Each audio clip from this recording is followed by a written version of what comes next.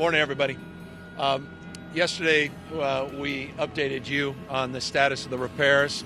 This 24/7 operation, 250 full-load trucks have now moved debris off the site. The debris removal will be complete in the next few days. We've continued to assess the samples. As I noted yesterday, the mayor and others noted the preliminary sample results were very positive.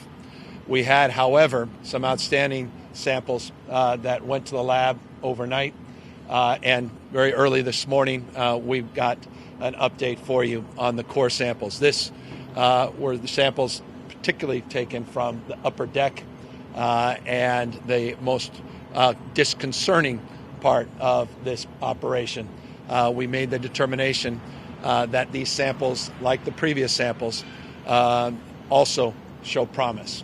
And that will put us in a position, allows us to make an announcement today that this will not be a demo, that we will not need to demolish and replace the I-10. We will continue the kind of repairs you're seeing being done behind me and continue a shoring plan to shore up this site. Again, 100 columns have been damaged, 9 or 10 severely, but that shoring work will continue 24/7, and it will allow us to reopen for traffic the I-10 in a matter of weeks. The estimate currently is 3 to 5 weeks. We're going to do everything in our power to move that into a more immediate future and not extend this to that 5-week period. Again, 24-hour operation, 7 days a week, rain or shine. But this is good news under the circumstance. And I've got to say, on the basis of the preliminary assessments, news that, frankly, a lot of folks, particularly the experts you see behind me, didn't expect to share. As I noted as late as yesterday evening, we were moving on a parallel path. We were determining not just a shoring framework and plan, but we were looking at getting some prefabbed large structures built in real time if the demo plan was going forward. But good news, appears now structural plan will allow us to do the surgical repairs. We'll get at least 4 of the 5 lanes open. There will be, as we get these lanes open, some nighttime repair work, so there'll be some periodic closures that folks will expect, but the key is to get these structures in a position where we can get cars and traffic moving again in the short term. Additional information some of you had asked and requested yesterday as it relates to the ongoing investigation. There's no news, no update as it relates to identifying the individual or individuals responsible for this act, for this intentional act of arson. We did do some additional materials analysis. There were no surprises. Of all the hazmat material, nothing was highly contaminated on this site. We have dust contamination plans that are operational as we speak. There is a modest amount of contaminant, particularly lead, but that was derivative from the burning of the vehicles. There was no stored materials that were toxic and no surprises on site. So that will allow us to move forward with more aggressive debris removal in the next few days. Again, pallets, wood pallets, recycling materials, and cars, primarily operational cars and produce that were on site. I'll remind you that Apex Development, Inc. is the lessee. They have an unlawful detainer not only on this site, but I mentioned 4 other sites in the area. They now have unlawful detainer on all 5 of their sites. We brought down our legal team that is here, and we're looking at every conceivable pathway to move to expedite removal of this lessee on all the remaining sites. I continue to remind you the importance and the imperative and the work that's being done across this state, looking at similar leases, looking at similar safety concerns. That assessment continues, and again, as we get more information, we'll be sharing it with you. So 3 to 5 weeks, shoring work will continue. The bracing work you see behind me will move very quickly. And before I introduce the mayor, let me just reinforce some good news in that respect. The materials are all here for the bracing work. There's no supply concerns, no supply constraints. There's no workforce constraints. Contractors are on site. So we have all the component parts that we need. And we'll be also putting up so you can track our progress. You can hold us to a higher level of accountability. As we noted yesterday, We have a new website, which we encourage people to go to, fixthe10.ca.gov, fixthe10.ca.gov. By Friday at the latest, we're putting poles up and cameras up.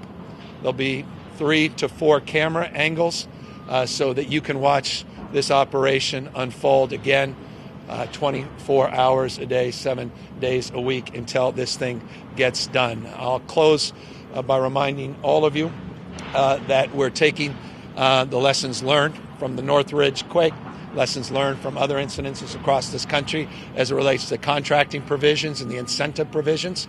And that's why I'm confident when I say 3 to 5 weeks that I don't want to see that 5-week mark hit. I want to see something much faster, and I have all the confidence in the world, the men and women you see behind me and the pace of their repairs already underway, that we can not only meet our goal, we can do a little bit better in terms of that 5-week date. So that's the update. Relatively good news considering the alternative, a full demo, which would have been many, many months. We were looking at that 5 to 6 month period as the alternative, 3 to 5 weeks now as the likely time before we get these lanes, minimum 4 lanes up and operational. Final point on that. The reason we say 4 to 5 is there'll be some surgical repair work that will be done on the upper deck over a period of time, particularly as it relates to some of the side deck work. You'll see some of the tubular structure up top that was bent and melted. There is a little longer supply chain requirement in terms of getting to that work as we get traffic open. With that, I know all of you want to see this. No one wants to see this traffic moving again more than the mayor of Los Angeles, our partner in this process, Mayor Karen Bass. Thank you. Good morning, everyone. Let me begin by thanking the governor for his leadership, for mobilizing everything that we need in order to get Los Angeles back to business. Let me just say that in the midst of our emergency, I know that the governor is welcoming an international conference in San Francisco later on today. And so in the midst of that, he's down here on the job, on the ready, making sure that we have everything we need to get back to normal. So, Angelenos, it's good news. The freeway will not have to come down. So instead of months, we are talking about weeks. As the governor mentioned, 3 to 5 weeks, but it's still 3 to 5 weeks in Los Angeles for this freeway not to be in operation. Now, we hope, as he said, there might be partial operation before that time, but we need to stay focused on, one, making sure that you stay informed about the traffic, making sure that you, if you work in a job where you can telecommute, please continue to telecommute. Stay on the freeways, follow your apps that will redirect you around. 300,000 commuters every day through this area. Our streets cannot take that amount, which is why we need you to stay on the freeway. But most important, something that we didn't have in 1994 is public transportation. We didn't have the technology that we have today. So there's no reason for this to be the disaster that it could be if people are not informed, do not telecommute, and do not take public transportation. I'm happy to say that the company that is working on this, third-generation company, Security Pavings, they were involved in 1994. They have experience at working around the clock. I was with them yesterday. They gave me a tour of the area. Considering what this looked like on Saturday and Sunday to today, they have already done a tremendous amount of work. The City Department of Transportation and Metro will continue to find creative ways to mitigate the impact of this on commuters and surrounding businesses. But through all of this, we need Angelenos to help. We need Angelenos to work together, to not turn against each other. I've already heard today of an instance of minor road rage. When there is traffic, Angelenos get angry. We need to stay connected to each other and turn toward each other and not against each other. We did this just a few months ago when we had what we were expecting to be a hurricane. That also could have been a traffic disaster, but it wasn't because Angelenos were informed and Angelenos stayed together. We need to do the same thing now. I want to say before I introduce our next speaker that we will be giving regular reports on traffic. At 6 in the morning every day there will be a briefing and we will keep you informed throughout the day. If it is text messages, if it is the alerts that come through, we'll make sure that Angelenos stay informed. 3 to 5 weeks is a long time for us, but this is good news. Repair instead of demolition and rebuilding the highway. Thank you very much, and let me introduce Gloria Roberts. Thank you, Mayor. Good morning. I'm Gloria Roberts, Caltrans District 7 Director. We appreciate all of you being here and helping us provide a status update on the progress of our bridge repair. As the Governor mentioned, crews have been hard at work around the clock in clearing the debris and shoring the structure. Our engineers are continuing to work as our goal remains to get the repairs done as quickly as possible and to open a safe roadway to travelers. We're fully committed to this. And until then, we ask for your continued patience. We have a website, as the Governor mentioned, that was activated yesterday, fixthe10.ca.gov. And that's fixthe10.ca.gov, where you can find the latest project updates, detour information, and links to transit options. We are very fortunate here in the city of Los Angeles that LA Metro operates a robust, safe, and reliable rail and bus transit system that provides a number of ways to travel to and around downtown LA through many parts and from many parts of LA County. There are also many other transit providers in our region, including LA DOT and other municipal bus lines, Metrolink Regional Rail, and Amtrak. And I encourage everyone to take advantage of these transit options. We at Caltrans thank Governor Newsom for his leadership and unwavering support. Thank you, Mayor Bass, and the entire City of LA team, including LAFD, LAPD, the Department of Water and Power, Emergency Management Department, and LADOT for their care and response to this community. Our state family, Secretary Tokuso and the California Transportation Agency, California Highway Patrol, and the State Fire Marshal, we thank you. Lastly, I want to thank Caltrans, our District 7 staff, who were here when the incident started, and all of the Caltrans team who came from Sacramento and across the state to provide assistance. Thank you, Caltrans Director Tony Tavares. We, all of us here, are proud to serve the people of California, and we take pride in District 7 to serve the city of Los Angeles. Thank you very much. And now we will be sharing this information in Spanish. Buenos días, mi nombre es Eric Menjivar, soy vocero para Caltrans Distrito número 7. Quiero darle las gracias al gobernador y también a la alcaldesa Bass por todo su apoyo y también a todos ustedes para los anuncios al público. Como mencionó el gobernador, los equipos están trabajando el 24/7 removiendo toda la basura y también apuntalando el puente que está atrás de mí. Nuestros ingenieros están continuando trabajando y en asegurar que la integridad de la estructura está en una manera segura. Nosotros estamos cometidos a abrir a lo más pronto posible. Lo más importante es abrir en una manera segura para el público. Le estamos preguntando al público, por favor, por su paciencia sobre este proceso para hacer nuestras reparaciones. Lo bueno es que vivimos en Los Ángeles, que tiene un confiable sistema de buses y de tránsito público.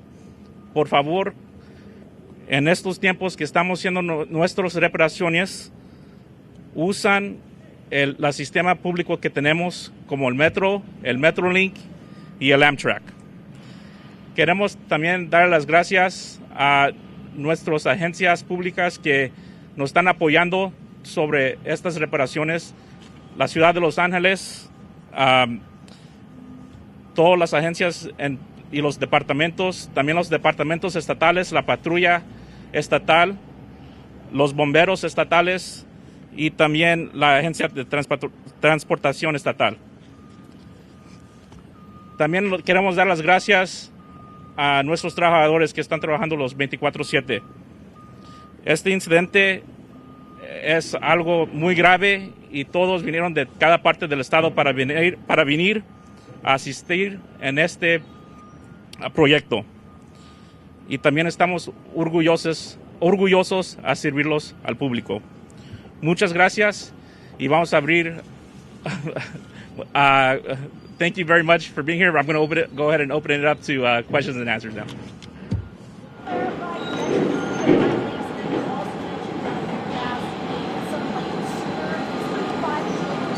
3 to 5 before we open it up back to traffic. Before we open it up back to traffic, it may or may not be full 5 lanes. Could be 4 to 5 lanes. Again, for the importance of emergency repairs on the upper deck. So don't want to overpromise that all 5 lanes will be open in 3 to 5 weeks, but we believe with confidence that 4 of the 5 lanes certainly will be. We're hopeful that all 5 lanes will be up and operational within 3 to 5 weeks. Are the columns going to be replaced? Are you putting in new concrete columns, or just going to let the wood shoring? Yeah, in fact, I've got the experts here can talk about the shoring plan, the surgical repairs, the short term in order to get traffic moving, and then the long term, which they'll discuss. So our path forward right now is to shore the bridge. First priority is public safety and the worker safety. We'll get significant shoring underneath to be able to open it to traffic. At that point, we'll be able to do a more detailed analysis of the columns. We do anticipate there'll be significant repairs to the columns and to the underside of the bridge, but we're confident that we could do that as traffic is flowing with some intermittent nighttime full closures. Amount, even if it's preliminary, on the cost, and who will be paying for all of this? Secretary Buttigieg reached out this morning. We had the Federal Highway Administrator Bott in yesterday doing the analysis. It's too soon to speculate on that. Here's the good news. I'll be seeing the president in a few hours. We'll be spending the next few days with President Biden. They're all in on whatever we need, and we're assessing those costs in real time and the partnership with the federal government in relationship to that. As soon as we get that preliminary data, we don't have that at the moment, we'll share it with you. But again, we just learned this morning on the basis of the new samples that came in that this is not a demo operation, it's a repair operation, so the cost will be significantly more modest than would otherwise have been borne with the demo. You know, gave a lot of warning for sending out a work. You know the more people No, I should know that by later today. We know anecdotally it seems like there's more, but I want concrete data. Mayor, what are you doing to prepare for the rainstorm tomorrow? Absolutely. Well, we're meeting immediately after this with the head of Metro and our Department of Transportation to have a plan, and we will be able to announce that later. The one thing the rain will not impact is the operation here. This is 24/7, 7 days a week. I want people to tune into that webcam live, hold us to a high level of accountability, get this thing done. And Angelinos can expect another alert related to the rain. I was here covering Northridge Lake like many of my colleagues. They did that work on I-10. Speeded it up. I think they got a big bonus. You're talking 3 to 5 weeks, but they speed it up. Could it be faster? I want to see it. The answer is, could it be? Absolutely. Will it be? That's on the basis of, all of the hard work the men and women you see behind me. Look, I have confidence in our ability to perform each and every milestone within the last few days. We've met or exceeded, and I have expectation that will be the case within this 3 to 5 week time frame. Absolutely.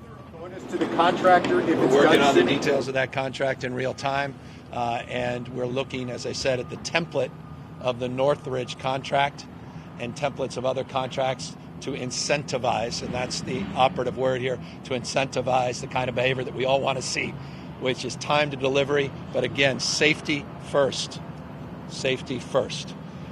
Creativity, that's a big part of this. Innovation, move heaven and earth. The fact that all the materials are on site. The fact that we have all of those interim contracts secured and we're working on those larger contracts gives me confidence that we'll be able to exceed that goal. And Governor, one more time, the leasee, did you say it was Apex and they have other lots? Are those also pallet yards under freeways like this? And the details, again, are more challenged because of the operator themselves. I'll remind you that we will be in court January, late January or early February with this lessee because he illegally subleased this site to at least 5, maybe 6 sublessees. That is not inconsistent with his other leases. And so that's being determined in real time. But we have an unlawful detainer in all 5 of his leased properties. And we've got our legal team working to see what we can do to immediately evict again to the extent possible. But we will be in court. And as it relates to these sublessees, there were no surprises as it relates to, again, to hazardous materials. It was what we had assumed, simple pallets, wooden pallets, metal, and other recycling materials, as well as operational cars. Again, no highly hazardous materials or contaminants were found on site. All of this will be cleaned up by the end of the week. Have you given an order to start reviewing the other lots? We just drove by one just a few blocks from here, and it looked like there were old cars and wood, and from an outsider, it looked like a lot of junk underneath the freeway. Yeah, you may have heard my comments on this, and I'll reinforce them. The answer is yes, and that's been going on for a number of days now. There's thousands and thousands of leases across the state of California. Private lessees, public lessees.